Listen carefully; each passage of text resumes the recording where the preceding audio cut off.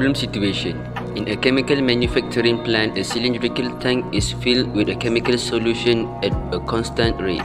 The tank has a small hole at the bottom, causing the solution to leak. The goal is to monitor and predict the rate at which the liquid level in the tank changes when it reaches the certain depth. Problem detail. The tank has a height of 5 meters and a radius of 2 meters. The chemical solution is pumped into the tank at a constant rate of 0.5 cubic meters per minute. The small hole at the bottom of the tank causes the solution to leak out at a rate directly proportional to the square root of the depth of the liquid in the tank. When the liquid depth reaches 4 meters, we want to find the rate at which the depth changes. Solution. Let's denote the following variables. H. The depth of the liquid in the tank in meters. R. The radius of the liquid surface in the tank in meter. V. The volume of the liquid in the tank in cubic meter. A. The cross-sectional area of the liquid in the tank in square meters. T. Time in minutes. We are given the following information. R equals to 2 meter, constant since the tank is cylindrical. 0.5 cubic meters per minute, the rate at which the solution is pumped into the tank. The rate of leakage is proportional to the square root of H. We can establish the following relationships. The volume of the liquid in the tank is V. The area of the liquid surface is. The rate of change of volume with respect to time is. The rate of leakage is, where K is proportionally constant. Now, we can set up the differentiation and related rates equation. Substitute the known values. When the liquid depth reaches 4 meter, H equal to 4, we can calculate by solving for K using the given rate. Now we have. Finally, we can find when H equal to 4. So, when the liquid depth reaches 4 meters, the rate at which the depth is changing is meter per minute. The given information describes a scenario involving a cylindrical tank and a liquid flowing in and out at different rates.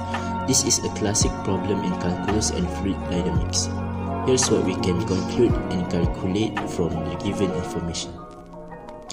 Tank dimensions. The tank is cylindrical with a height of 5 meters and radius of 2 meters. Inflow rate. Chemical solution is being pumped into the tank at a constant rate of 0.5 cubic meters per minute. Outflow rate. The solution leaks out through a small hole at the bottom of the tank. The rate of leakage is directly proportional to the square root of the depth of the liquid. This implies that as the depth increases, the leakage rate increases as well, but not linearly. It increases according to the square root function. Objective. We want to find the rate at which the depth of the liquid changes when the depth reaches 4 meters. To solve this, we use the principles of calculus, specifically related rates. Here's a brief outline of the steps involved. Volume of the liquid in the tank.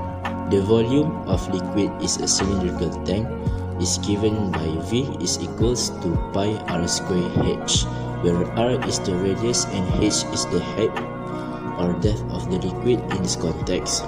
For this tank, V equals pi times 2 square times h. Rate of change of volume. The rate at which the volume of liquid changes is the difference between the inflow rate and the outflow rate. The inflow rate is 0.5 cubic meters per minute. The outflow rate is proportional to the square root of the height, which can be expressed as K square root h for some constant or proportionally K. Relating volume and height. By differentiating the volume formula with respect to time, we relate the rate of change of volume with the rate of change of height.